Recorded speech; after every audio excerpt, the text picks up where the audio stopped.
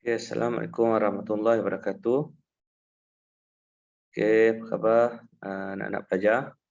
Cikgu doakan semua pelajar sihat-sihat. Oke, kita teruskan ya, untuk subjek RBT pada pagi ini.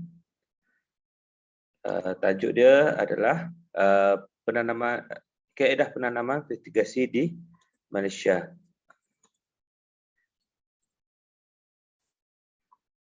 Okey, baik, pelajar-pelajar boleh buat rujukan dalam pada muka surat 106.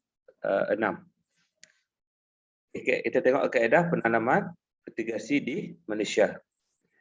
Okey, iaitu ada dua kaedah untuk penanaman mitigasi di Malaysia, iaitu kaedah penanaman menggunakan struktur perlindungan hujang ataupun SPH, dan penanaman tanpa struktur perlindungan hujang atau secara terbuka.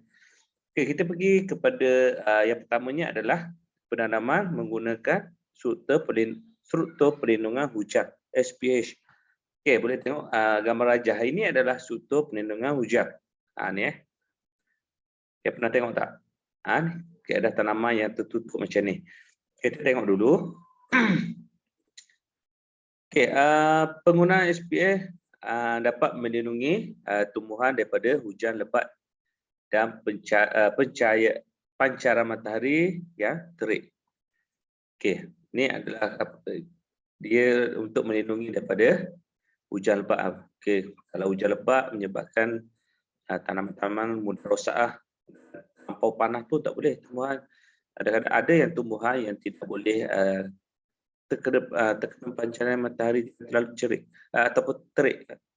Terlalu terik menyebabkan tanaman mudah layu dan rosak. Bumbung SPH biasanya dibuat daripada bahan plastik yang mempunyai lapisan perlindungan ultraviolet ataupun UV. Rangka bumbung boleh menggunakan kayu, paip besi, plastik atau bahan-bahan yang kekal lain. Okey, ni boleh tengoklah gambar rajah yang ni. Gambar ni dia dah tertutup kan. Dia tutup dah. Akhirnya pancaran matahari tu ataupun sinar UV tu kadar tembusan dia tu ataupun tidak terlalu tinggi, tidak terlalu panas untuk tumbuhan. Kalau kena cahaya pun tidak terlalu panas. Okey, SPH akan lebih berkesan sekiranya jaring kalis serangga dipasang sebagai dinding bagi mengawal serangan serangga perosak. Okey, kita tengok kebaikan dia. Kebaikan menggunakan SPH ni. Okey, yang pertamanya adalah mengelakkan tanaman daripada cepat layu akibat pancaran UV daripada cahaya matahari, UV, pancaran UV. Okey, yang keduanya adalah mengelakkan atau mengurangkan serangan penyakit yang disebabkan oleh kulat. Okey, yang C-nya mengurangkan penggunaan racun perosak. Okey, maknanya kalau kita tutup ni kawasan yang terlalu tutup tidak mudah untuk ataupun binatang perosak ataupun serangga perosak untuk merosakkan tanaman. Sebab itu kita tak perlu guna racun perosak ataupun kurang menggunakan racun perosak lah. Kerana tanaman ini lebih terjagalah. Kulat pun tidak boleh. Tidak akan kurang melakukannya penyakit disebabkan oleh kulat. Okay, yang keduanya adalah penanaman tanpa struktur perlindungan hujan ataupun kita tanam di kawasan yang terbuka. Dua kaedah. Okey, SPH hanyalah merupakan pilihan terhadap penanaman mitigasi. Tanaman mitigasi tanpa SPH boleh diletakkan di tempat yang terbuka tanpa bumbung. Okey, semasa hujan, air hujan akan bercampur dengan air baja di dalam polybag. Ini mengakibatkan kandungan baja dalam media tanaman menjadi cair. Okey, penanam perlu menggunakan racun kulat dan racun serangga untuk melindungi tanaman mereka daripada serangan penyakit. Okey, beza dah dengan yang tadi SPH ni,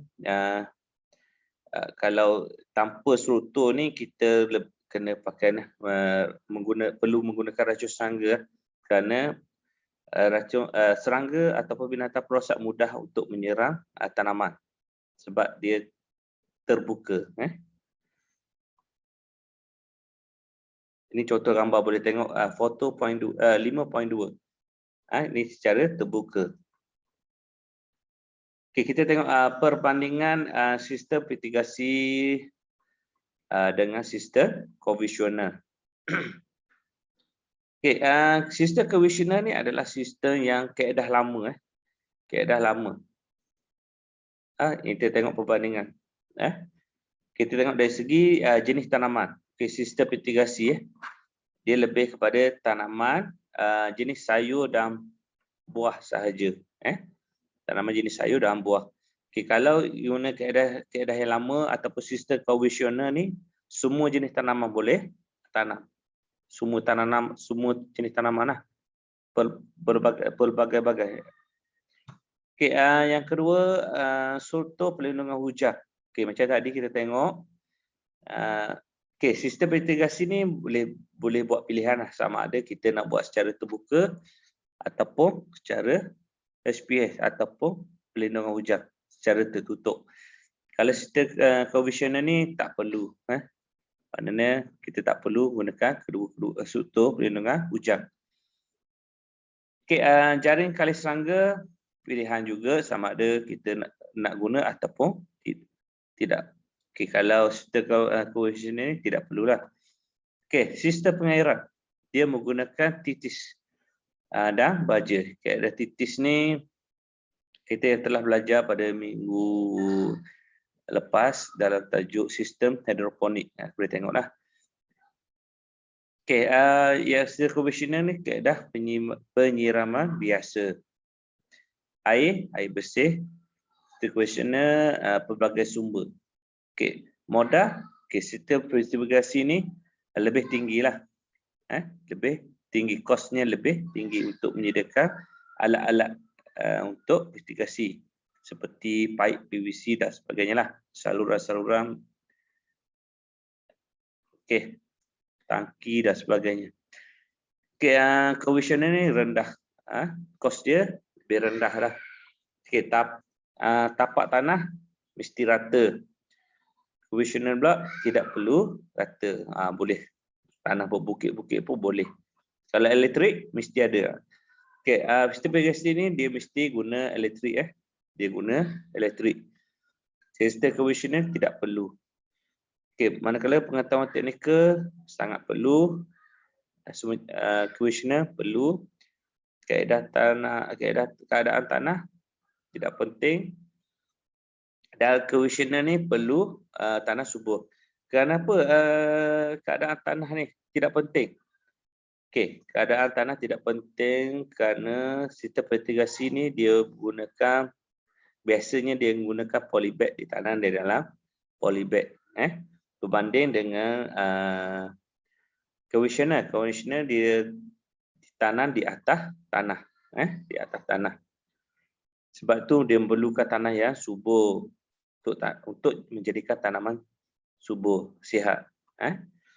Kos operasi rendah. Kenapa rendah? Kerana kita tidak perlukan tenaga buruh yang ramai. Untuk proses penyiraman, untuk proses pembajaan tidak perlu buruh yang ramai. Tapi berbanding dengan konvensional, jika kawasan tanaman kita luas, kita perlukan tenaga buruh yang lebih ramai. Menyebabkan kos untuk upahnya menjadi lebih tinggi. Risiko penyakit risiko penyakit lebih rendah lah.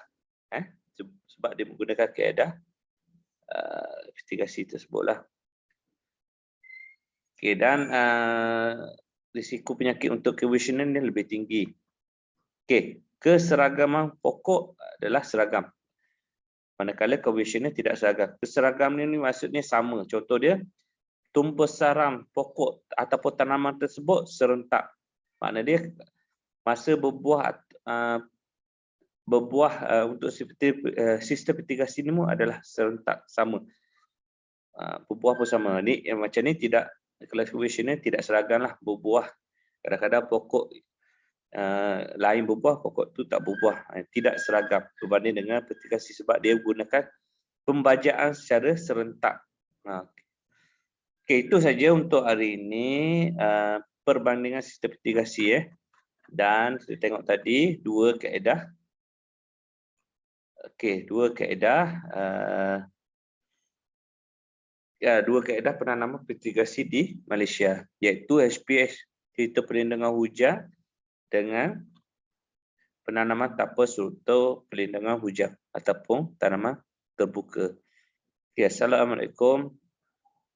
Okay, sebelum tu cikgu akan tinggalkan kerja dalam grup WhatsApp lah. Okay, Assalamualaikum warahmatullahi wabarakatuh. Jumpa lagi.